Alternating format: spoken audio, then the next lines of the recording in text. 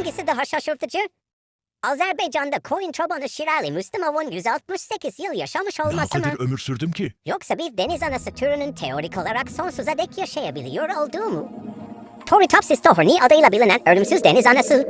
Bu deniz anası türü tam bir biyolojik hileci. Yaşlanıp öleceği zaman kendini yeniden bebekliğe döndüren süper bir gücü var. Eğer bir balık onu yakalamazsa teorik olarak sonsuza dek gençleşip hayat döngüsünü sürekli sıfırlayabiliyor. Gerçek bir su altı Benjamin Button hikayesi.